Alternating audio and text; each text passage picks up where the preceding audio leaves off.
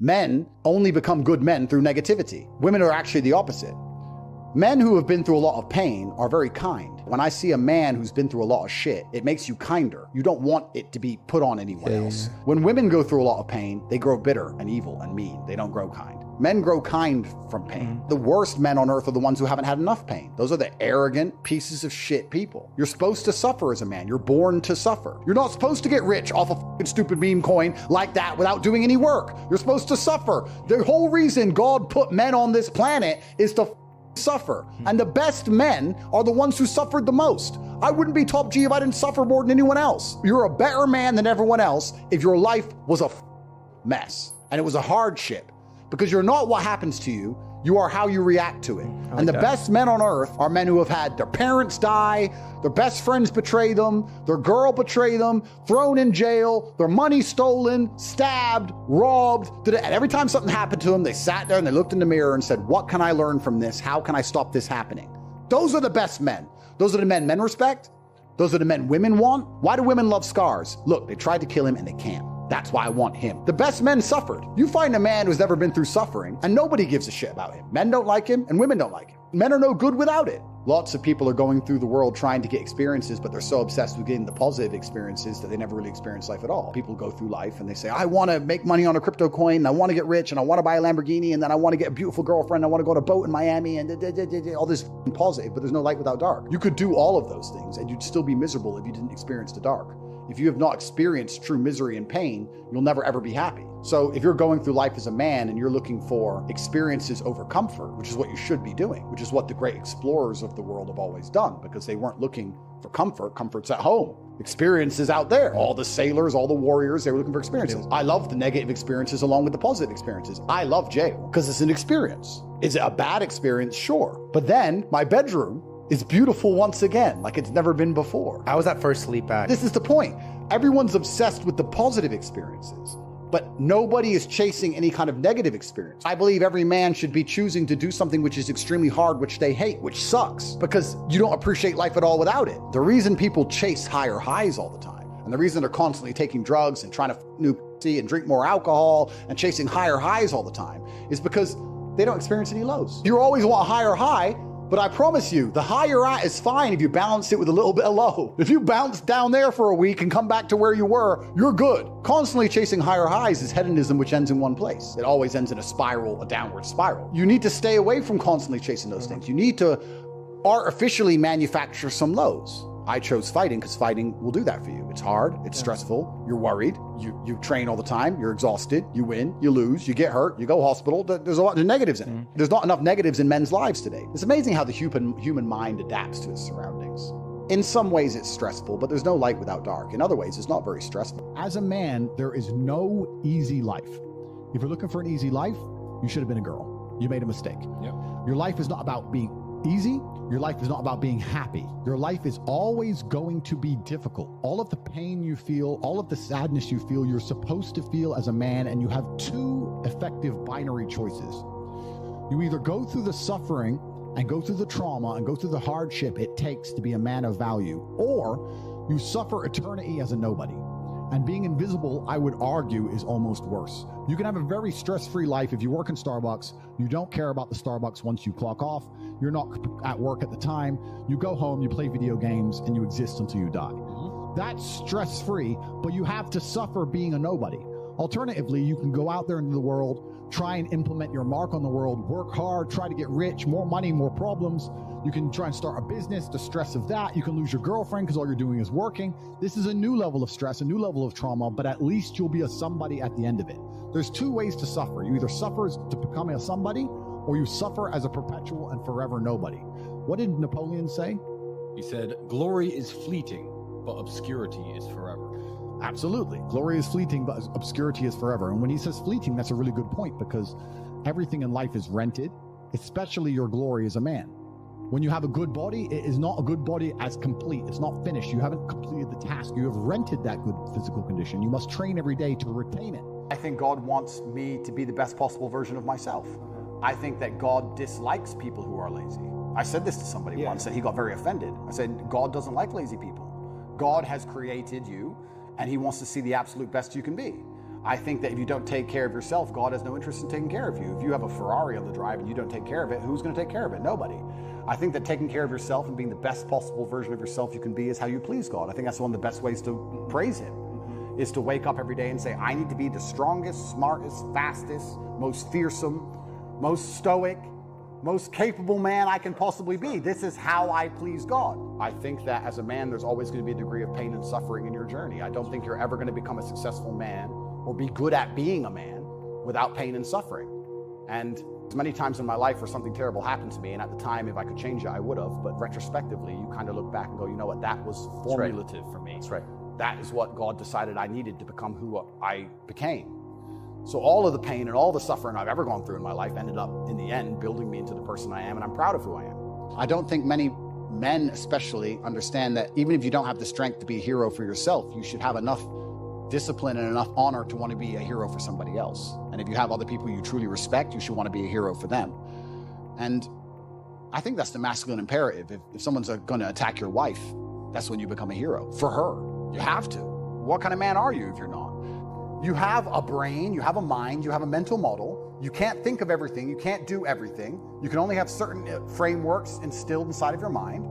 As a man, you should be hyper-competitive. You should try and be the best version of yourself you can be. You're competing against every other man on earth for the girl you want, the car you want, the house you want, the watch you wear. It's all competition. You should be as competitive as you possibly can. Anything that's inside of your mind which doesn't allow you to be competitive should be erased. So I started at the absolute lowest echelon of life, and I would like to consider myself somewhere near the top now. I've been through absolutely every stage. So when I say to men, you can become anything you want, and my answer to you is masculine excellence, there's no other answer. I can't tell you how to rig the game and cheat the game. If we're all racing a race and I have a Ferrari and you have a Nissan, I mean, sure, you can get a bit better at driving, but you're probably going to lose. You have to get a better character to play this game of life. So that's why I preach masculine excellence, because for many of the world's problems today, porn, sexual access, being respected by your peers, making sure that your wife's going to stay with you after the children are born for a very long time, that's right, being happy, anything. It all comes down to who you are as a man. The only answer is masculine excellence. There's nothing you can do besides hard work, accept the trauma and pain and suffering, and work harder than everyone else around you worked. We have a men's mental health crisis. Young men are disenfranchised. The suicide rate amongst men is much higher than women, and everybody pretends to care. But when I come along and say, I am a man, I've been a man, I know how it feels to be a sad man and a happy man, and I found happiness through masculine achievement and strength, through working hard in the gym, through dedicating myself, through building a life worth living, through taking care of the people who I love, both male and female, through becoming financially successful, through sticking up for myself, through having opinions, through being a man of honor and courage. When I do these things, I'm ostracized, and they're attempting to destroy my life. I talk about this all the time. People say I've had a traumatic life. I say, well, then you're very, very fortunate. You had a traumatic life. Now, you may have misused that trauma. You may have misplaced it. You may have accepted the matrix telling you that you now have an excuse to fail, as opposed to using it to grow. But every single man of value went through trauma, and they went through pain. It's going to be painful to get strong, painful to get rich, painful to become important. It's going to be painful to become good with women. Your heart's going to get broken a bunch of times. You have to be prepared for the pain. If you're not ready for pain, you're never going to be anything that matters. I think that the number one problem with the world today, and the biggest problem that men face, isn't the problems themselves. It's just the way that they are been taught to mentally frame issues. People think when bad things happen to them that somehow they're a victim to the universe and bad things only happen to me and this is so terrible. They don't understand that bad things happen to everybody, and the most successful person you know had all those, probably maybe even worse, at least the same bad things happened to them. They just framed it differently and used it. And this is what people really don't yet understand. There's only one thing on the planet you actually have control over. You can't control the weather. You can't control your health. You can get a brain aneurysm or a heart attack. You can't control other people. The only thing you can actually really truly control is what you think. That's the only thing you can change in real time. You can be thinking of red and change it to blue. So why are you not controlling your own mind? It's your asset. It's your ally. It's your friend. Why would you make an enemy out of the only thing you have control over? I refuse to do that. It doesn't make sense to me. The worst thing on earth that could happen to a man could happen to me. And I guarantee you, I would still label myself happy. I'm happy because that's who I am. That's how I view myself. That's what I've decided. It's amazing how much strength you can get from knowing that your ancestors are looking down on you and you're doing your absolute best. I also believe that God can be proud of you when you do your absolute best. And I don't think many people genuinely do their best in the world anymore. When I say do your best, people sit and go, oh yeah, okay. No, when's the last time you actually did your best? Like, I don't train to run marathons, but I know if I gave my best, I could run a marathon right now, first try. If I gave my best, life depending on it. When's the last time people have genuinely given their best to anything? There are people going through the world and going through life today that don't give their best or 100% effort to anything ever. Ever. They can't remember the last time they tried. I think it's very difficult to do nearly anything important if it's not, perhaps to a degree, driven by love or the desire for love even. I think the reason a lot of men want to become rich is because they want to feel loved or feel important or to matter. Mm-hmm. I also feel like the reason that a lot of men do the things they do is for love, either of themselves or of someone else. I think the reason men go to work is because they love their family. The reason you go to the gym is because you love yourself. If you take a man and give him a life shielded from problems and he never has any to face, I guarantee you he's terrible at being a man. The best men in the world have gone through shit. That's why women love scars, because it didn't kill you. That's the whole point of it, right? So the best thing you can do as a man is look and go, okay, this is hard, this is hard, this is hard, this is hard. I feel negative because these are all so difficult. I'm struggling with X, Y, Z. Let me internalize all of that and turn it into a superpower. Let me become genuinely uncomfortable with my situation in life and go and fix things. Because, like I said, the universe is absolutely and utterly very giving. And if you truly hated being in the position you were in, you wouldn't be there very long. When men say to me they're depressed, with unlimited options, with the capability to become anything you desire, with God giving you a full and able body and mind, how do you have time to be depressed? Mm-hmm. You have so much you could do. There's so much that you need to do to be your best self. And you're competing against men like me. Yeah. And you're finding hours a day to be sad. Mm-hmm. No wonder you're going to perpetually lose forever. Right. That's suicide. So how do you find time to do this? Mm-hmm. It's brutally ineffective. If you construct a mindset that allows you to be as competent as possible, as opposed to feel any different or feel better, then you're going to naturally come to the conclusions I've come to. You're as competent as possible if you believe you can affect absolutely everything about your life. You're as competent as possible if you believe absolutely everything that's happened to you, whether good or bad, is completely your fault. You're as competent as possible if you believe the bad things that happen to you are going to allow you to work harder and become even better. When bad things happen to me, the first thing out of my mouth is good. Good. If any man's honest with himself, think about the biggest transformative stages in your life. Think about the times you got the most work done. It was a bad part of your life. You were heartbroken, or you lost a house, or broke, or whatever. That's when you did shit. There is a huge percentage of the populace which they're beyond saving because they're the worst thing you can possibly be, which is a quitter. Being a quitter is the worst thing you can possibly be. God himself can't make a quitter important, because the only reason the place you're trying to get to has value is because it was difficult to reach. If everybody could reach it, there'd be no value. Value is linked to scarcity. The whole point gold is valuable is because it's not everywhere. If it was everywhere, it wouldn't have any value. The reason the place you're trying to reach is valuable is because people can't get there. So if you're the kind of person who quits, you're never going to get there. Quitters are the worst. And the masculine world is hyper-competitive. This is another thing most people don't understand. Totally agree. It's hyper-competitive out here. All the women want a few men at the top. The Ferrari, you don't want a Ferrari to drive fast. You want a Ferrari because other men want a Ferrari and can't have one. It's hyper-competitive. So if you're competing against every other man for every dollar you make, every girl you see, the house you live in, the car you drive, the life you live, you're not going to be able to compete with the person who performs regardless of how they feel if you only compete when you feel like competing. And if life is perfect all the time, you don't appreciate anything. I actually think one of the worst lives you can have is a life where everything goes right all of the time. If you're spoiled to that degree, especially as a man, as soon as you reach any kind of difficulty, you're going to crumble. So I've had to get up a bunch of times, and I do not pray for an easy life. I pray for a difficult life with difficult challenges to solve and being strong enough to handle them. I've never tried to make my life easier. In fact, quite the opposite. If you really want an exceptional life and to do exceptional things, you can't only hope for the positive exceptional. The only reason you appreciate being rich is because you were poor. If you were born rich, you don't appreciate it. The only reason you appreciate being in good health is because you were once sick. When you're sick, you'll do anything to be healthy. If you've never experienced sickness, you don't know what health is.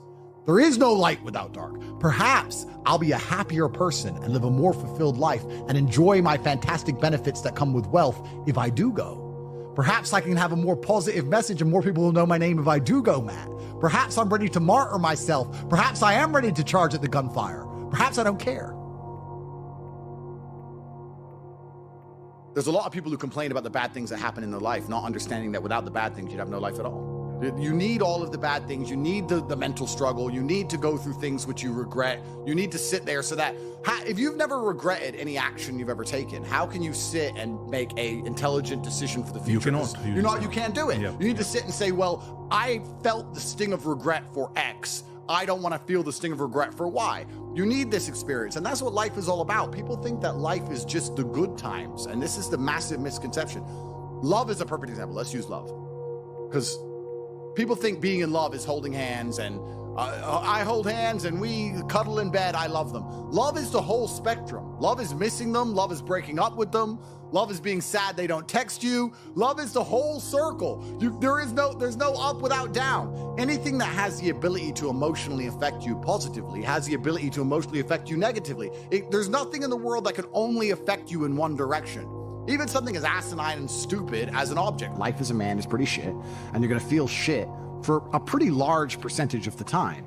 But you're only gonna ever escape that if you just perform regardless. You have to perform when you feel bad. As a man, you can't say, I will perform when I feel good. It doesn't work that way because our heads are too complicated and life's too complicated. There's too much on our shoulders and we have too much stress and too much pressure. Our heads are fucked. You have to be the kind of person who says, I perform regardless. I didn't miss a single day's training. I didn't miss a please. I didn't miss a thank you. I'm not saying I was happy. I'm saying I did exactly what I was supposed to do. If you want to be the most competitive predator on the planet, you have to be able to hunt in the day and the night. You have to be able to do both. You have to be able to perform when you're happy and sad. You can't only be able to perform when you're happy. You can't only go to the gym when you're motivated. You can't only be a competent person when your life's going well, because when your life's not going well, you're no longer competent. Then you're going to lose to people like me. And it's player versus player. If you're the kind of person who can only do well when you're happy and you're competing against someone like me who can do well all the fucking time, guess what? You lose. So my mental model, the answer is most of my opinions are just based around constructing a mental model that allows me to be brutally competitive. The things happen to people and things are going to happen to everyone. And even if you live the perfect life, you're still going to have bad experiences because everything's relative. Yeah. So small things are going to be big. Yeah. And you have to learn to get on with it and be disciplined. And if you don't have a disciplined upbringing, you don't learn to go through hard times, you're just going to end up one of those people who just is a complete feather in the wind. You just succumb to your emotions. Yeah. And that makes you either a pussy or, as a man, also makes you dangerous. These people, these serial killers and these school shooters and all these things, these are people who just give in on their emotions instantly. These are people with no self-control. They never had fathers around. They never had fathers around. 99% of them in America, they're from a single mother kind of type home or some shit, no father around. And they never had anyone sit and say to them, I don't care how you feel, you're not allowed to act that way. Yeah. And that's it. So when they feel a certain way, they think, well, I'm gonna act this way then. Yeah. And that's what's dangerous. This is also why I became successful in the first place, because I've always been capable of fighting and going through pain and dedicating myself and doing difficult things and having hard things happen to me and being emotionally regulated. So perhaps what's so interesting about it is, even if I want the dark, no matter how deep I dive into it, no matter how much mess I try and get myself in, I'm just gonna end up springing back and having more fans and more followers and more people talking about me and more social media. Bro, it's the money. emotional regulation that I'm worried about. I'm like, how the hell does this guy do it? Well, How do you manage that? Yeah, for me, it's relatively easy Because it's a new dark again. It is, but that's part of I'm looking for the journey. I don't want the comfort. I want the challenge. I'm looking for the journey. So no matter what bad is happening to me, part of me is always going to sit there and detach myself from myself and analyze it from the third person and say, wow, fantastic. This is going to be a great opportunity for you. You're tapped It's a great opportunity for you to prove yourself to yourself and prove yourself to everybody else and prove yourself to God. Feeling depressed is real. Yeah. Depression as a disease, I do not subscribe to. The idea, I believe, that if you feel depressed, something is depressing you, and you should try your best to fix it. You should take control of your life and do your best to fix it. The idea, but they don't say that. They don't talk that. They say depression like it's this magic thing that comes out the sky and it gets in your brain, you're sad no matter what, and there's nothing you can do about it, and you need to only take pills. And I think that's a very bad way to look at the world, and that's a bad idea to subscribe to. And if you start to feel depressed, let's say your girl leaves you and you start to feel depressed, but you believe in the idea of depression, you're now going to start diagnosing yourself as clinically depressed, self-hypnosing yourself into hypnotizing yourself into being clinically depressed. And it's amazing how you can speak things into existence. I cannot become depressed. because I don't believe in it. So how about chemical imbalances in the brain? Bullshit. That's all been disproved anyway. Really? It's all been disproved. Firstly, that's all been disproved. And secondly, even if that was true, even if I had a chemical imbalance in my brain, I do not believe in depression. Next time you see a rich guy, go up to him and say, how'd you get rich? I've never heard anyone say university. Ever! I've never heard anyone say it's a lie. It's a scam. When I was 16, I saw the guy in the Ferrari. I was like, I'm going to college and he isn't. And he ain't going to work. He knows something I don't know. I knew at 16 everything they tell me was a lie. But there's still people who think they have 5 years to waste in college. 5 years. I'm 37. Let's conservatively estimate I make, for myself, $250,000 today, let's say. 5 years ago, I was probably making 20 grand. That's the difference 5 years can make. 5 years. And they're gonna sit there and do what? Read a book from 22 years ago? Go party? Oh, fraternity. Bro, competence is confidence. I think they go hand in hand. You're gonna be confident in doing things you're good at. And I understood I had to get good at things from a very young age, and I was challenged from a very young age to constantly test myself in endless competition. My whole life has been competition. Correct. It was chess tournaments from a very young age, Yeah. and then it was professional fighting. My whole life's been a massive competition. Right. And I understood that there's winners and losers, and that's how the world operates. To this day, right now, it's the same thing. And you just get good at the idea of competition. I think there's a lot of people out here who don't realize they're in a fight. Or they know they're in a fight, but they want to ignore the fact they're in a fight because they don't want to have to accept that they're losing. So they wake up and say, oh, I'm just a man living life. Bro, they're too comfortable. Yeah, they're too comfortable. Yeah, mental health and depression is an interesting one because, like, you look at Tyson Fury, right? How can you not respect the heavyweight champ? Gypsy King, G, right? And he was talking about how he was depressed and how he fought his way out of it and everything. Huge respect for the guy. He was depressed, and the only way he fought and beat his depression was one day he got up, grabbed himself by the bootstraps, got in the gym, became the champ again, brought himself back to the former champion he was. Mm-hmm. He did it himself, right? And I think that that's really the only way any of these things can be beaten. I think if I were to talk to Tyson or Tyson were to talk to anybody, he'd say the same thing. He'd say, look, end of the day, even if you're struggling, it's you that's gonna have to get up and get the work done and change your life. I think that a lot of the help, which is being purported now by the system, by the Matrix, isn't designed to help. I think it's designed to keep people in this state of depression because when you're depressed, you're submissive. You don't care about what happens to you if you're depressed. Depressed people aren't going to riot against a new law or against COVID tyranny because they're depressed. They're too busy. They're at home and they're sad. The best option, the best thing to do is still to get up, be an adult, control your emotions, be stoic, and do the things you're supposed to do day after day. Laying in bed and doing nothing is never going to be the best option. The best option is still to go to the gym, to work hard, to run your business, to be successful. So it doesn't matter. We're talking about the different positions on the chessboard. But if the rules of the game remain the same, regardless of the position you're still trying to win, you still have to do the same things. So does it even matter at this point? If you come along and say he's depressed because of X and he's depressed because of Y and he's depressed because of Z, and the answer to all of them is still the same thing, then I don't give a fuck why you're depressed. All I know, what I will say as a matter of fact, is this world is hyper competitive, especially as a man. How do you think men can build more confidence in like deciding their life instead of just letting it be decided for them? Yeah, so they have to take absolute responsibility, which is the first thing. The second thing, they have to get competence, and competence is going to allow you to have confidence. You're not going to be good at shit if you're bad at shit. You have to be good at things. You're only going to be confident at things if you're good at things. I know what I'm good at and what I'm bad at. So you have to go out there and take risks, and you have to make mistakes, and you have to risk it all. And once again, this comes down to competition. I think competition is such an important thing in the masculine world. Yeah. I grew up in the chess world, then I went into the fighting world. It was all extremely competitive. It's competition driven. You can't make excuses. If I sit here and say I lost a fight, cool, you lost a fight. But I lost a fight, but my gloves, when they were wrapped up, my hand was hurting, and then they excuses. Bro, you lost, G. Like, no one gives a fuck. Like, you have to understand that excuses don't matter. Nobody cares. Life's binary. Winners or losers. And you just have to take absolute responsibility for all of it. I was walking to college with a couple of my friends, and a Ferrari drove past. And I said, bro, you see that? And he goes, yeah, what about it? I said, doesn't that piss you off? I must be about 16. He goes, why? So this dude has 400 G's for a car, 400 grand. I'm walking 4 miles to college because my mom hasn't got any car. He has 400 grand. Do you think he works a job? Do you think he's fucking behind a counter somewhere? He knows something about the world that I don't know. Yeah. And they were like, well, he's rich. I'm like, yeah, I know. I didn't say he wasn't rich, dummy. I'm saying he knows something about the world I don't know. And I was intrigued and it angered me. I couldn't sleep for weeks. I was pissed off. Every time I saw somebody with genuine money, I understood that everything I was being told and taught and they were trying to make me believe just simply wasn't true. I was like, this is bullshit. None of these people are getting these things by following the path that the system is trying to make me follow. Nobody, and everybody intrinsically knows this. If you go to if you're at a BP, you're at a petrol station, and I pull up in my Lamborghini, nobody goes, wow, he went to school. He studied hard. It's over 10% into the year now. I wonder if anyone who made a New Year's resolution sits and says, it's over 10% into the year. Am I at 10% of my goal? Because your stupid ass said you were going to be a millionaire when you were drunk on New Year's Eve. Well, you need to have 100 grand saved. Do you have 100,000? Have you even done the feedback on your own goal you made 30 short days ago to realize that you're nowhere near it and you're not going to make it and you're a loser? No. Oh, I got the rest of the year. And then wonder why they fail. You should have a daily target. And then it's just a full-on cycle for them, yearly. Of course. Going to be a millionaire next year. And then, and then they just lie. Yeah. So you need to constantly feedback and analyze your life and take time out of scenarios. I do this all the time.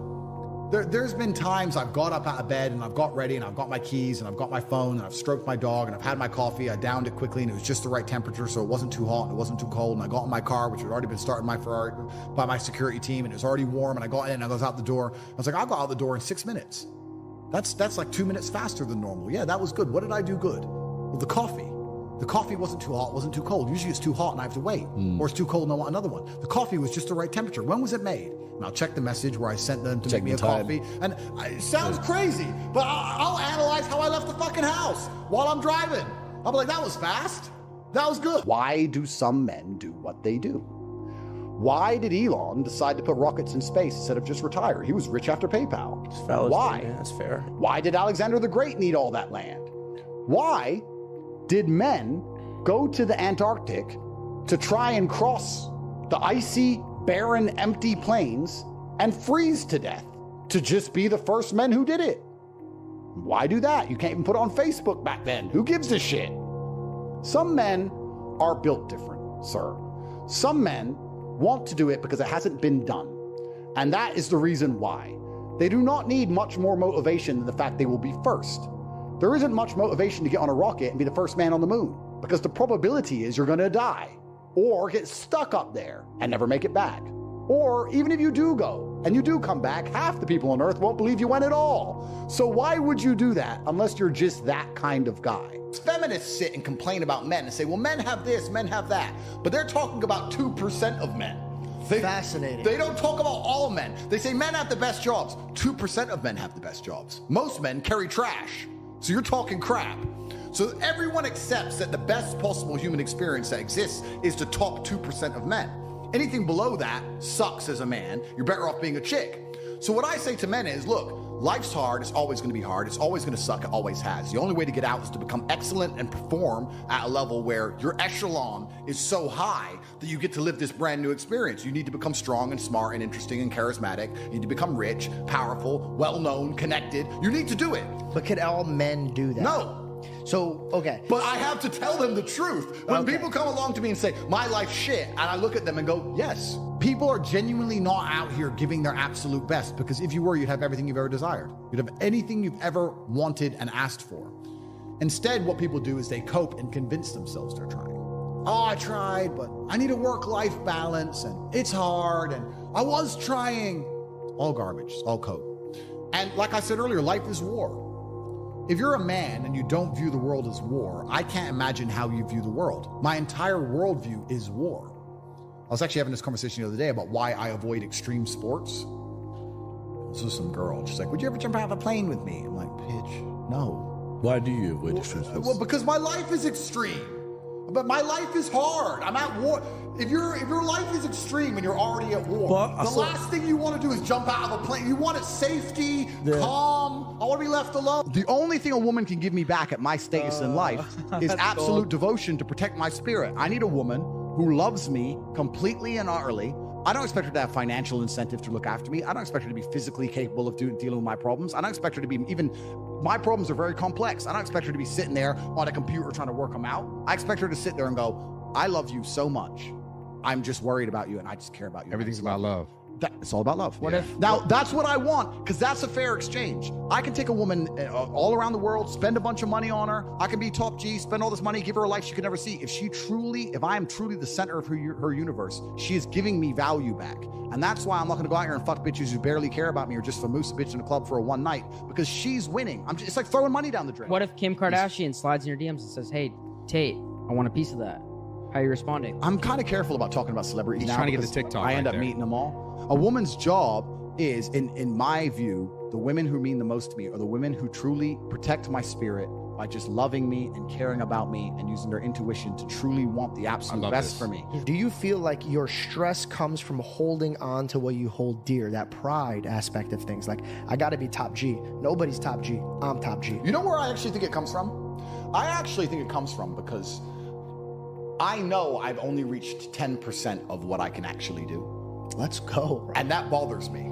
And no matter how much money I'm making or how most Googled man alive, whatever, I can still identify the inefficiencies in my systems. I can still identify where more money could have been made.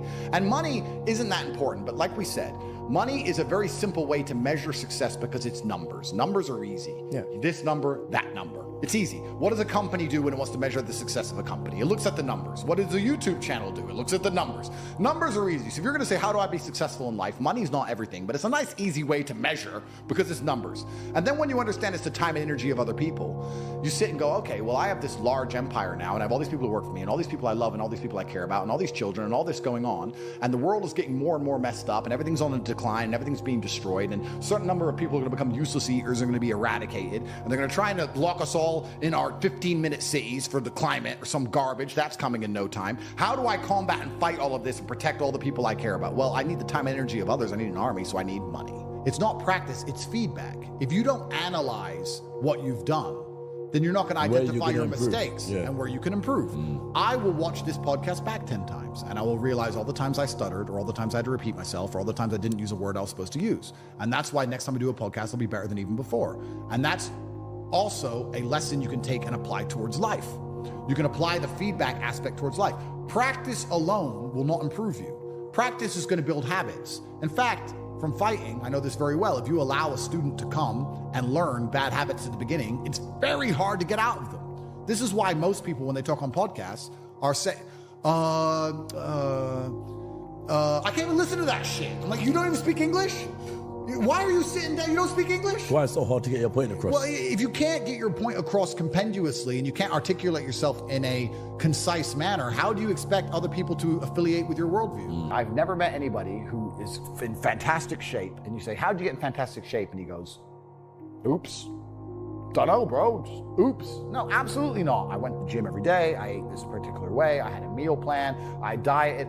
Nothing is going to happen on accident. Yeah. This mindset of when my ship comes in, one day it's just going to, well, you're going to win the lottery? Maybe. And that's another thing that's actually funny, talking about winning the lottery. I used to dream of winning the lottery, bro. How much does a lottery win nowadays? It depends on the win. Could be anything. 6, 7? No, not Europe. I don't know anything about the lottery because I think it sucks. But man, like, I used to dream of winning the lottery, thinking that my life would change. And now, like, 6, 7 million, that's a year. That's a year of jets. It's nothing. Like, it's not even money anymore. It's crazy how the perception changes. But even if you win the lottery, 90% of lottery winners within 10 years are in the exact same situation. Completely, because they think it's a lot of money. It's not even a lot of money. A couple of 6, 7 million pounds is zero in the real world. It's zero. Some people really need a female in their life because they need that kind of stability and direction and motivation. I'm not that guy. I do not need a woman to tell me to go work. I do not need her to tell me to put the video games down. I do not need to be cooked for and mothered. Like, it's nice if she does, but I'll survive. I did all this myself. I'll be okay. Like, the menial tasks you complete, I can hire somebody to do. It's not a big deal. I absolutely believe in love. I believe in family. I believe having kids is an amazing thing.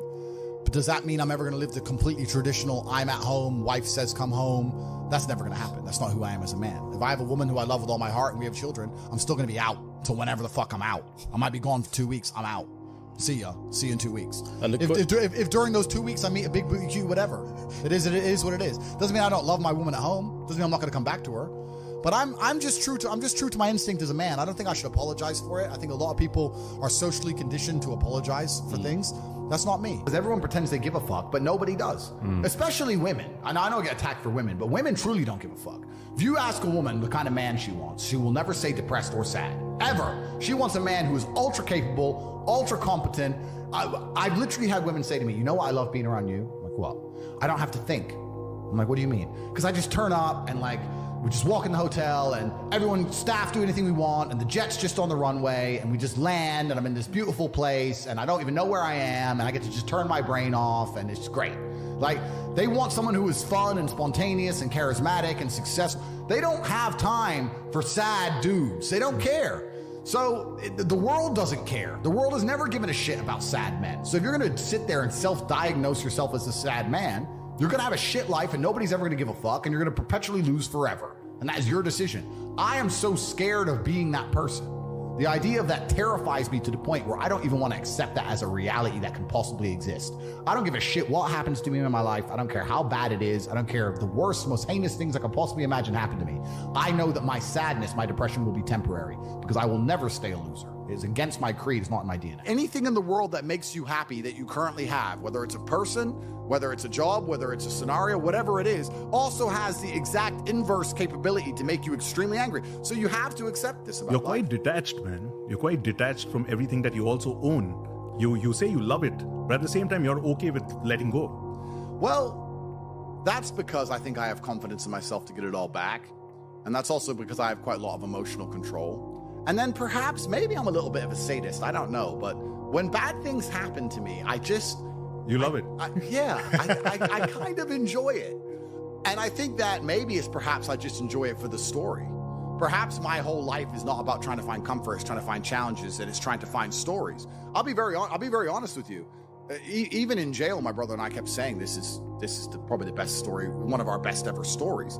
That's what life is about to me. And if you were to say to me right now, Andrew, do you want to spend a year living in comfort and flying around the world and sleeping with girls and doing whatever, or do you want to spend a year in a jail in Mongolia? I'd probably choose the jail. I had real jobs and I did real things and I was really broke and I was really on the bus and really trying to pay rent and doing real stuff for a long time. I wrote a line in here and I think you could relate to it. A poor man is broke, a rich man is broken. So if you're broke, you could figure out a way to be rich. But if you were given everything and you don't know how to manage this life, you're broken and you don't feel like you've earned anything. I've met more depressed rich men than I've met depressed broke men. It's amazing you say that because there's two answers to that. My first one is, I love that you say that because I always say I'm not rich. I'm a poor man with a lot of money. I always used to say that. And I don't want to brag or anything, but just because I get asked this question a lot. I've been extremely successful. I have hundreds of millions of dollars. In fact, I think our last valuation across everything we own we're almost at B now. So we're doing very, very, I'm a billionaire. Top G's a billionaire. So we're doing extremely well. That's the first thing. The second thing, it's great that you say that because I completely agree. Because if you're born with everything, if you're born with all this money, that you have no aspiration, nothing to actually grasp onto and trying to achieve, then money doesn't make you happy. Chess teaches you that if you lose, at some point you made a mistake. It doesn't matter if it's the smallest mistake. It doesn't matter if you just took too long to think to make the right move and you ran out of time on the clock. At some point, you fucked up for you to lose that game. It's 100% accountability with no luck. That's what's so important about learning chess. That's the first thing. And the second thing is, you need to, as a man, adopt the mindset that absolutely everything that happens to you is completely and utterly your fault, whether it's good or bad. And most men don't have that. Most men don't have that. When the Matrix was attacking me and they were destroying me, when they're calling up my exes trying to get fake fucking charges on me and put me in jail, when they close my bank accounts and I use $10, $11 million, when they ban me across all social medias and lie about me, when they harass my family, I'm sitting there going, this is my fault. All of this is me. I got here. It's my fault. I'm not going, that was unfair. It was orchestrated. The NGOs worked against me. Because that is not helpful. So it's accountability. It's 100% accountability in all things. But also when I go out there and I start the Bugatti, it's like, that's me. This is my fault. The car is my fault, and the big house is my fault, and everything that ever goes wrong is my fault. And failure. Yeah, absolutely. You have to take complete and utter accountability for everything. They try and convince you, don't worry if you're being a loser, because people feel sorry for you, and you'll get attention for it, and you'll be okay in the end. And it's all this temporary fixes of dopamine by saying, I'm sad, don't worry, bro, you'll be okay. But it's bullshit. They don't care long term. The world doesn't care. Nobody really cares. Chicks don't care. Business doesn't care. You are going to fail. It even happens in schools now, doesn't it? Everyone gets a prize. No, it's garbage. Of course it's garbage. Absolutely. You've got to have winners, you've got to have losers. You have to lose to know how to win. It's true, and the natural state of man is a competitive state of man. Men have always been competing with each other. Even now, right now, we compete with each other. I don't buy Ferraris to drive fast. I do sometimes, but if I'm in London traffic, it's not to go quick. No. It's to show everyone else I'm richer than them. That's what it is. It's a never-ending competition. I don't wear a big diamond Patek with fucking $500,000 to tell the time. I tell the time on my phone. I do it because I'm loaded. Life as a man is shit. It's always been shit. It's never been good. When men wake up and say, I'm depressed and life is hard and I'm sad and I'm struggling right now, I say, okay, throughout history, men have always struggled. Happiness is for children and women. Name a time in history it was better to be a man. Was it better to be a man in World War II? Was it better to be a man on the Titanic? Was it better to be a man in the Napoleonic Wars? Was it better to be a man when you were sitting in Vienna and the Mongol horde arrived, ready to decapitate any male and enslave all the females? When's it ever been good to be a man? Building the pyramids, was that fun? It's always sucked. The only time being a man ever is good is if you become an exceptional man, which is even something feminists admit. Because feminists sit and complain about men and say, well, men have this, men have that. But they're talking about 2% of men. Fascinating. They don't talk about all men. If you're a man in the middle and you don't have the light yet, often you'll find the light by jumping into the dark. Yep. What does Newton say? They're equal and opposite force. The deeper you go, if we imagine, let's imagine the yin and the yang. Let's imagine there's a line in the middle and you have the light and you have the dark underneath it. If you're standing in the middle, the deeper you'll dive into the dark, it's like coiling a spring. The higher you'll bounce back into the light. This is what's happening right now. Exactly. And this is also why I became successful in the first place, because I've always been capable of fighting and going through pain and dedicating myself and doing difficult things and having hard things happen to me and being emotionally regulated. So perhaps what's so interesting about it is, even if I want the dark, no matter how deep I dive into it, no matter how much mess I try and get myself in, I'm just going to end up springing back and having more fans and more followers and more people talking about me and more social media. Bro, and it's more the money. You can't make excuses ever. Yeah. There's never an excuse. And you're right. People try and put things on the outwards on the outside. It's interesting. I remember watching Forrest Gump about 5 years ago. I was on a plane. I can't remember where I was flying. And the beginning of Forrest Gump has a scene in it, which I don't think many people actually have ever analyzed or anticipated or understood what the scene means. But when he's sitting on the bench at the beginning, think about Forrest Gump. He's sitting on the bench at the beginning and there's a feather blowing. nailed this shit. Yeah. And then it lands on him and the movie begins. Yeah. What they're saying with that is Forrest is the feather and life has just pushed him all over and put him in all these unusual scenarios. Life has directed him everywhere. Yeah. That's what it's saying. Sure. And if you're going to be the guy and you're going to allow life to happen to you and you're not going to happen to life, then you're at mercy of the wind. Perhaps it might work out okay, but it might not, right? So you have to be the guy who goes, okay, the wind's blowing in this direction. Fuck them. I'm doing this. You have to come to life. You can't let life come to you, because if you let life come to you, then you're going to be living inside of a matrix and a system which is designed not for you to live your best life. 99% of what men do is for status. We want to be in good shape for status. We want the fast car for status. We want the nice house for status. We want the diamond watch. We want the hot girl. This is all for our status. Look at me. I'm the big dog. This is how we compete with each other. If you're going to be a dude who pretends that's not true, or be a dude who doesn't want to compete, your life's going to fucking suck. That's the reality. Do you feel like sport drilled this mentality into you? Because I used to be a competitive swimmer. I was always competing, trying to be the best, and my dad used to compete with radio-controlled models. Yeah. How about you? Well, that's it. What is sport? Sport is just watered-down versions of war. Yeah. This is what men have always done. Friendly war. Completely. We've evolved to be in battle with each other to some regard. And they wonder why fans get so emotional as well, because they're also at war with the other fans, aren't they? Completely. You know, and that's going to kick off at some point. Exactly. And you look at the entire planet throughout history, there are ideas which are universal. These are not ideas that could have possibly spread or shared because of the distances involved. It was a universal idea for the Mongols and the Chinese to fight each other, and the Aztecs and whoever else to fight each other, and the tribes in Africa to fight each other. The Europeans, the French, and the English were fighting each other. Humans have always done this. It's just like, no, I'm the boss. No, I'm the boss. So, okay, then let's find out who's the boss. And now we live in a world where I think that status is the new form of combat, and the true expression of testosterone is showing you can move the world with money. Do you have something to prove? I think everybody on the planet has something to prove. If you walk through life and feel like you have nothing to prove, then you're a fucking loser. If you wake up each day and go, I don't owe anybody anything, I don't have to prove anything to anybody, then you are a loser, because you are absolutely not incorrect. You must prove yourself to other people. You must prove yourself to your bloodline, as we just discussed. You must prove yourself to God. God hates the lazy. He can't stand them. If he gives you all these genetic dispositions and these natural God-given gifts, if you have 2 arms and 2 legs and you can think, and you're not trying your absolute best, that's the reason you're not lucky. He doesn't like you. He likes the people which show him the beauty of his own creation. He likes to give somebody building blocks and them to build something amazing. It's the best thing about being a man. You get to build who you are, right? You can decide if you want to be a funny comedian or a musician or a kickboxing world champion or fight the Matrix. You can decide whatever you want to be. I was a 4-time kickboxing world champion. For 12 years, I trained 5 hours a day, 6 days a week. And I was motivated to train probably about 25% of the time. The rest of the time I went because I am disciplined. Just like you're talking about your ultra marathon. You don't feel like going through that shit on a Wednesday morning when you wake up, but you have to do it because you're disciplined.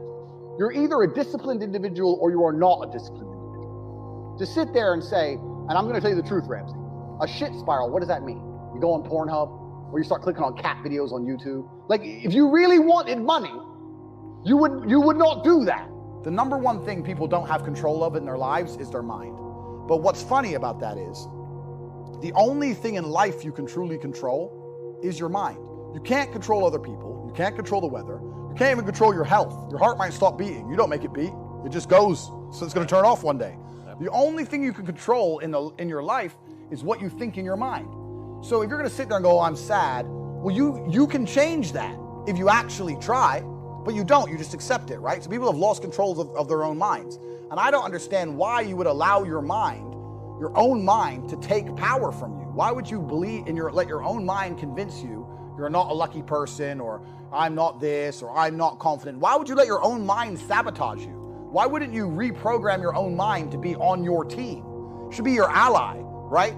My mind is my ally. You can dump me in a bikini in the fucking Arctic Circle to die. 2 days later, I'm coming to your house, knocking on the door with 3 girlfriends in a Cadillac. I'm not going to sit there and go, shit, I'm going to die. I'm going to be like, okay, Andrew, you're the man. I don't know what the fuck we're going to do, but you're going to pull this off. You have to be good enough on your worst day to beat your opponent on his best day. On the day he feels motivated and gets out of bed and wants to fight and he's raring to go and he's on the top of his game, and you feel the absolute opposite. You want to lay in bed, you don't want to move, you don't want to go anywhere, but you have to get up and have to fight this man. You have to be good enough to beat him anyway. You have to be that good. Life often gives you chances and you get one shot. You don't get to replay them, you don't get to rerun them. Even the ones that you do get to rerun, you do get to replay. I guarantee if you pulled it off first time, every time, your life would be completely different than if you pulled it off on the second time every time. It'd be a different trajectory. There'd be no failure in the mix. The air wouldn't be stained with the stench of your inadequacy. You must be that good, that no matter what happens in life, even when the Matrix attacks you, even when you get curveballed, you can put on a nice suit, you can pull out some money from somewhere, put on a diamond watch, and pull it off. You have to be that guy. And the way you're going to do that is by training. You have to practice. And you have to be held accountable amongst other men who are extremely capable in all realms. You can't be hanging around with losers because losers will allow you to lose. You need to be hanging around with winners because winners will not allow you to lose. We hate losers. We don't even like them around us. They stain our air. Train harder. When I get a message from whoever and he goes, my wife left me, I'm devastated. I say, I understand. I completely understand how hard it can be to lose a woman that you've given your entire life to. And you've done so many nice things. And then because of one thing you did, her innate and absolutely insane level of ungratefulness has turned her bitter, and she now talks to you like she hates you over one thing you've done after thousands of efforts showing how dedicated you are to her. And even now that you're prepared to die for her, she doesn't give a shit about you. I understand that pain. But my answer is, good, it's still good. Now take all of that pain, and instead of emailing me, do this. And then you're going to become the kind of person that women don't leave. Then you win. If you don't believe in depression, you can't be depressed. Right. All you can be is, okay, I feel a bit pissed off, time to get up and go get it. Let's hit the gym, bang, hit the club. I'm gonna make some things happen in my life. But if you do believe in depression, the second you feel sad, the first thing you do is sit down and go, this isn't my fault I feel this way. I have a disease and nothing's going to make me better. And you're going to get worse. So this is the whole point. This is what was amazing when I said depression wasn't real. I said, because I was getting attacked by, all the Avatar Anon characters. I'm depressed. You don't understand. My friend killed himself, blah, blah, blah. I was like, listen, if depression is really so horrible, why are you all defending it so fervently? So it's real. It's so powerful. It's real. Why are you defending this horrible thing? Why don't you sit there and go, you know what? You're right, Andrew. Fuck depression. But they want to defend it because it's an identity. It's something that allows them to feign individuality. It's something that allows them to, it's an excuse. It's a ready-made excuse for all of life's failures. I'm a loser, but it's not my fault. But depression. That's all it is. Fucking coping mechanism. In certain scenarios, there's absolutely no benefit to doubting yourself. When I was about to get in the cage, even if I knew the guy was a killer, there is no benefit to me thinking I'm gonna lose or I might lose. There's no benefit. If I lose, I lose, right? But you have to completely believe you're gonna win. That's the only way you're gonna do your best. Yeah, that's right. So I would never believe I'm unlucky. I would never believe anything negative about myself because I refuse to self-sabotage. I have enough people out in the world who want to sabotage me. I'm not gonna do it to myself. You have haters? Oh, a few. A few. But yeah, no, I'm absolutely an extremely lucky person. And I know I've been lucky in my life. A lot of hard work went in as well. But yeah, there's a degree of luck in everything. Yeah. But I'm an exceptionally lucky person. Of course, I'm an exceptionally lucky person. And we're sitting here in a mansion in Miami that you rented some. Yeah, we're in a mansion in Miami and we're doing the War Room Summit and we've got like 50 guys here. And how many masks are here? How many masks? 0. Yeah. I'm talking with the president of the Manosphere. Life's good, right? Life's good. And I control my mind. My mind doesn't sabotage me. My mind will never say anything negative about me or what I can do or what I've done ever. Depression is not real because that allows me to become more competitive. I don't give a shit what paperwork you pull out your ass and which depressed person or psychologist comes in here and tries to explain to me how depression works. I'm more competitive if I don't believe in it because then when bad things happen to me, it doesn't cross my mind that I might catch depression. It is not even an idea in my me and Tristan are in jail. Everyone's depressed. We're smoking cigarettes and dancing around. We can't be depressed because we don't believe in it. So I'll only adopt ideas that make me hyper competitive. And sometimes that's going to make you very humble. Sometimes it's very competitive to think, shit, I might lose here. Sometimes competitive to be delusional and think you can't lose. If you corner me and there's no way out but to fight and 10 men are going to try and kill me, I'm going to believe I can win. Delusional maybe, but it makes me most competitive. That's why I believe. Fuck you. I've decided. My brain works that way. Which mindset is the most competitive? Which mindset is the most useful to me right now? Which emotion is the most useful to me?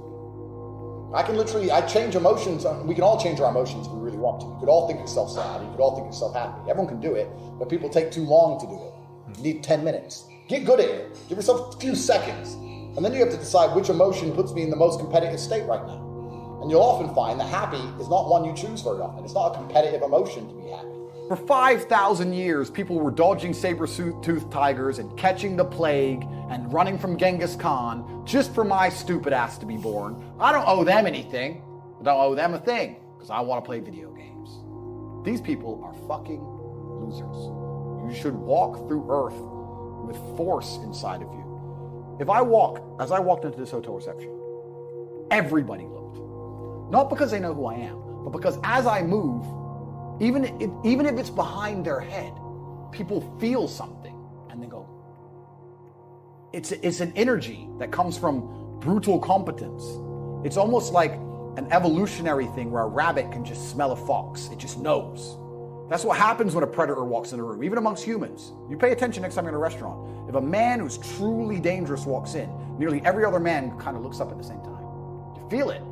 You need to or you don't survive. We've evolved with that to live. That's who I am. I couldn't imagine not being that man. There's a difference between want and want. And I say this all the time. People say to me, I want to be rich. And I say, okay, well, I want to be able to ice skate.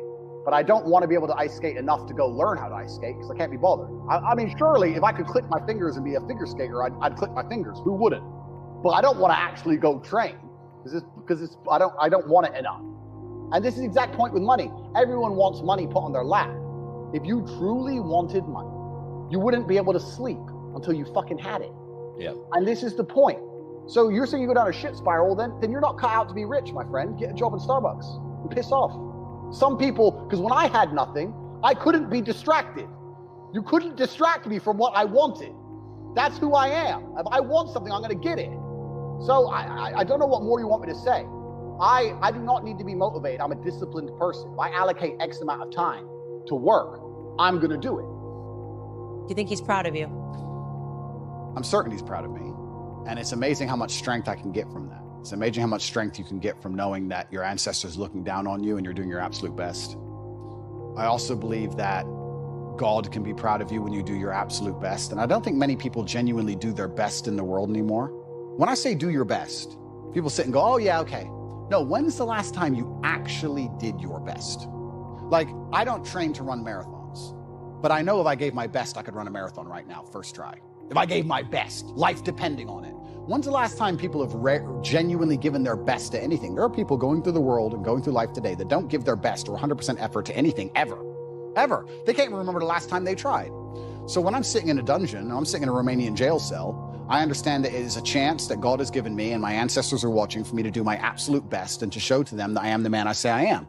You can't become the most famous man in the world for mental resilience and God not test your mental resilience. I think that would be a very amateur way to view the world, that you can now become one of the most famous men in the world who talks about mental discipline and mental resilience and God's not going to test it.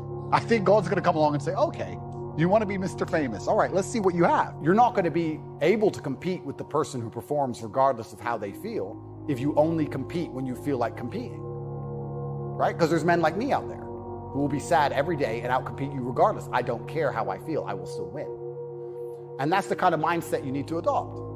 So I don't, when a man comes... You've got a job to do. Stop whining. Go to work. Completely. I agree. Completely. Yes. So when men say, oh, but I feel sad. Who cares? The world doesn't care. All the men who are out here to destroy you and take your girl don't care. So why do you care? Like the person who should care least is you. You're the only person who wakes up every day who should have a genuine vested interest in improving your life. Nobody else wakes up and wants to improve your life, only you. So if nobody else cares about how you feel, why do you care? You asked me about the fact that, am I afraid they're going to put a bullet in my head? They're going to put a bullet in all our heads. Do you understand? At least I get to die first. At least they remember my name. If we all have to jump off the cliff, at least I get to go first. Wait, lads. What? Andrew Tate went first. Because we're all going to die. The only way to stay alive as a man now is to not be a man anymore. To be a chick. I'd be afraid because men are little cowards. Oh, don't kill me. No, okay. I refuse. I refuse absolutely. Just shoot me or put me back in jail. It's fine. I refuse. Until the day I'm going to drive my Ferrari around, I'm going to say whatever I want. That's what's going to happen. I don't care anymore. Put me in jail. Put me back in jail. I don't care. I worked out something that's actually very fantastic for everyone at home who's worried about going to jail. To all the men at home, because they're going to come for all of us if you have any kind of opinion or you tell your girlfriend not to sleep with other men, somehow that makes you controlling. If you go to jail, you can still smoke, which means there's nothing the government can really do to you that prevents you from getting cigarettes. So life's fine. My argument also for depression is, you're depressed, fine. Have you trained today? Well, that doesn't change what you should do with your life, depressed or not. And I don't say this because I'm an eternally happy person. I say this because I've experienced all ranges of human emotion. I was in a Romanian jail cell with cockroaches crawling all over me as I slept. I never missed a day of training. I wouldn't say I was particularly happy, but push-ups must be done. So they got done. You're very close to your brother. Correct. And you were locked away for part of that with him. And did you have fun at all with him? Yes. I do think there's something inside of men, whereas if you're with your boys or you're with your group of men, there's something inside of us. Totally. And it allows you to make the absolute best of the worst situations. Maybe that's an evolution from war. You know, all the men went to war and you saw all this pain and suffering and you saw heads, people decapitated and you're injured, but then you sit around the campfire and you're laughing. You're laughing. That's right. It's something inside of us. It's like a coping mechanism when you're around men. So when me and him were together, no matter how bad the scenario or no matter what they tried to do to us, part of us would just look at each other like, cigarette? And you find joy in that. And yeah, there's definitely, and that's another thing I think a lot of men are lacking. A lot of men are missing is a masculine support network. I think buddies. Yeah. You know, you talk to a guy and say, what was the highlight of your life? What was the best time of your life? And they'll say, college football. It's not about the football. It's about the team. Yeah. You know? And I think a lot of that's destroyed as well. Because also it's interesting how everything interconnects. When you destroy honor and principle and the masculine essence inside of men, well, now as a man, it's very hard to have friends. I wouldn't want to have a male friend who had no principles, no honors, and didn't work hard and was always crying about being sad. What do I want to hang around with him for? He's a loser. I don't think many men especially understand that even if you don't have the strength to be a hero for yourself, you should have enough discipline and enough honor to want to be a hero for somebody else. And if you have other people you truly respect, you should want to be a hero for them. And I think that's the masculine imperative. If someone's going to attack your wife, that's when you become a hero for her. You have to. What kind of man are you if you're not? And you can apply that to other things. If you apply that to your ancestors, or you apply that to God, or you apply that to your beliefs or your core principles as a man, then you can be a hero anytime you want. If I had left jail mentally broken and financially broken, it wouldn't have made me more famous. So, and physically broken, because all those three things could have happened. Please understand, I was in 24-hour-a-day lockdown. My cell was half the size of this room, and I didn't leave. I didn't get a gym.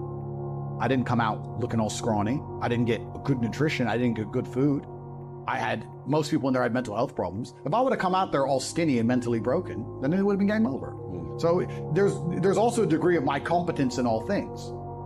But the people who laugh at me going to jail don't understand that there's no light without dark, and I'm an expert, I guess, if you were to say one of my skills is, I'm an expert at being hard on myself, and if life's gonna be hard on me, I'm gonna Aikido that into power.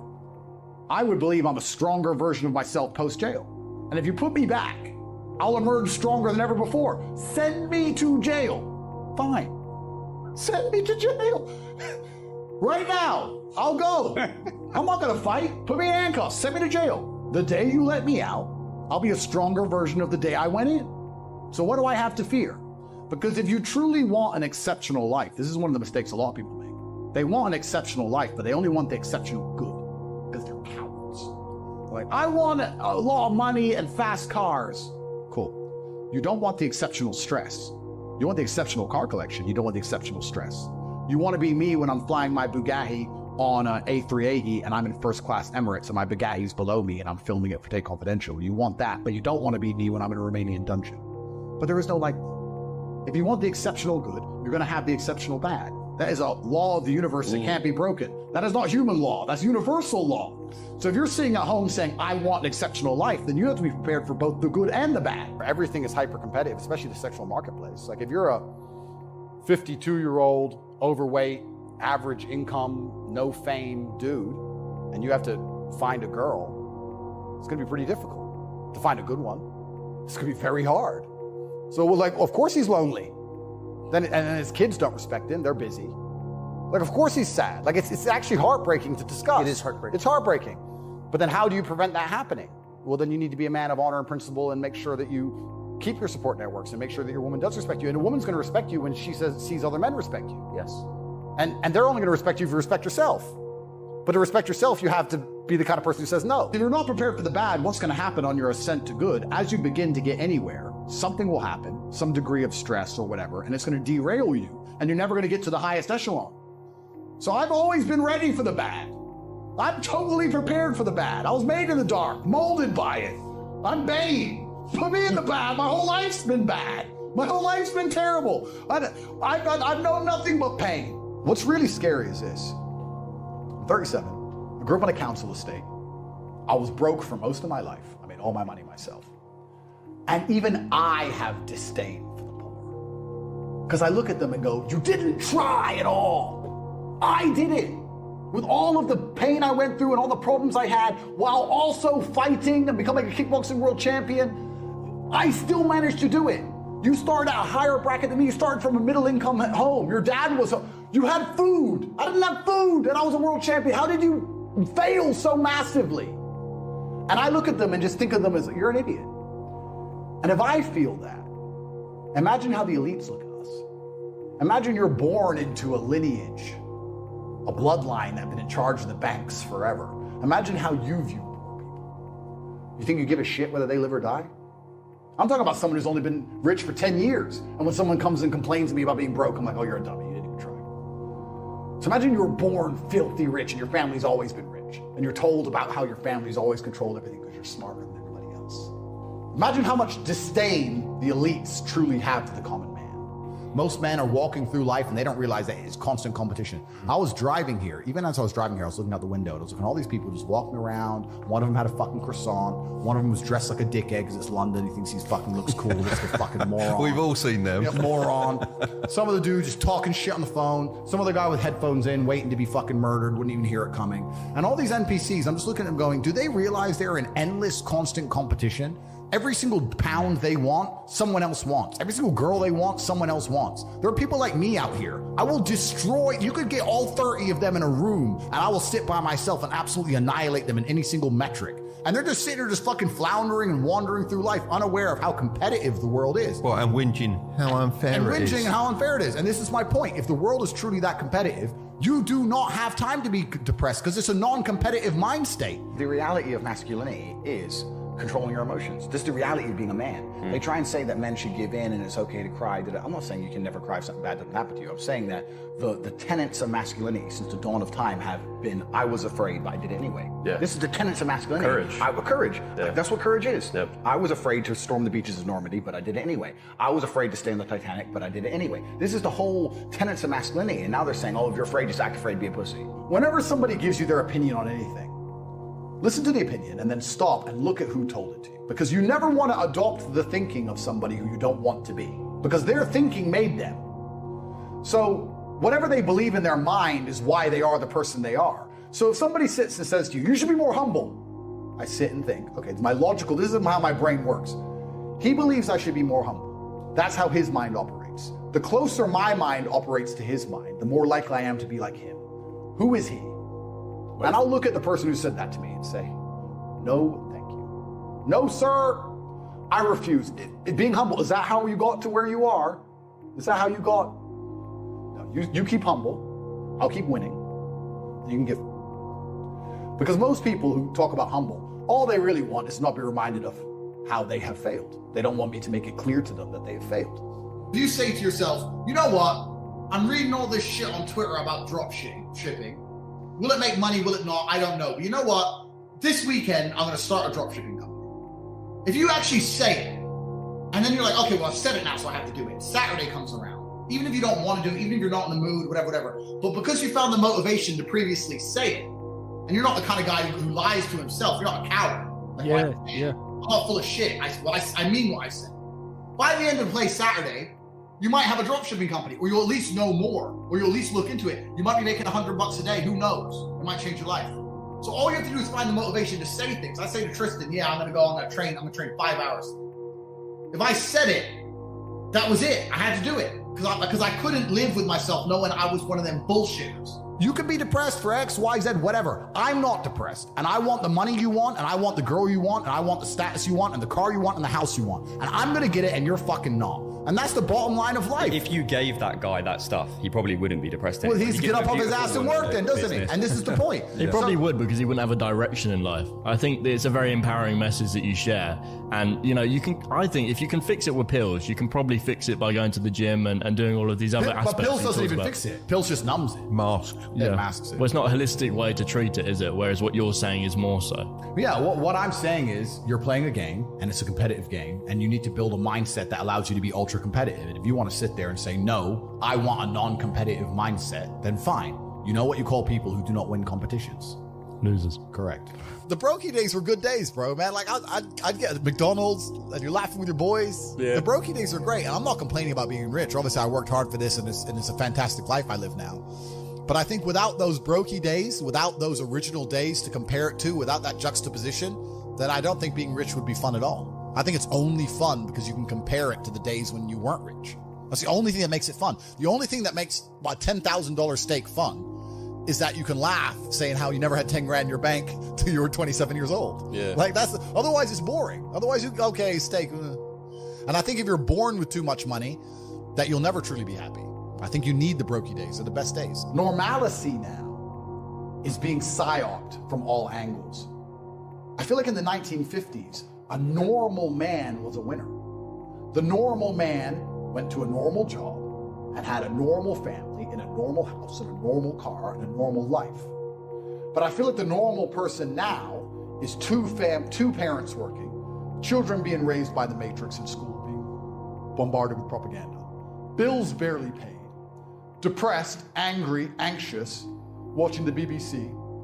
I feel like normalcy has been changed from being a winner to being a loser.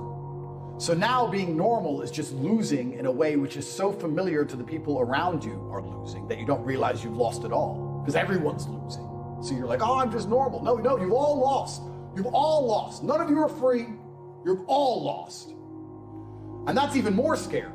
You can't even be normal anymore. To be a winner, you have to be exceptional. You could be a winner as a normal person only 50, 60 years ago. Now the normal people can't even win because they're grinding down society, that the bracket of normal is going further and further down. I got people all the time on Twitter tweeting me, yeah, Tate, you're the man, I'm the same. I'm like, you're not. I know that if I were to come up to you and say, all right, we're going to do this now, you'd have some excuse. So like, my words are absolutely sacred, especially to myself. And that's why I'm very careful with what I say, because like I said, if I threaten someone, even if I don't want to do it anymore, I have to do it because I won't lie to myself. I won't betray myself. And that allows you to start thinking a lot more carefully about what you say. Yes. Thinking a lot more carefully about what you say, you get a lot more direction and clarification on which direction your life is going. And it's just fulfilling your own word, man. I said I was going to be world champion over and over and over again. I was nervous to lose, not because I was nervous to get knocked out. I was nervous I would look like a liar. I told everyone I was going to win. Oh shit, yeah. That's how I was. I was like, no, I'm going to do this. I'm going to have this. When I picked up my Lambo, the best feeling about picking it up is that I told everyone for years I'm going to have a Lambo. Lambo's my car. I'm going to push a Lambo. When I guarantee you I'm going to find a way to push a Lambo. I don't lie. Get the real talk on Patreon. Join us and elevate your mindset.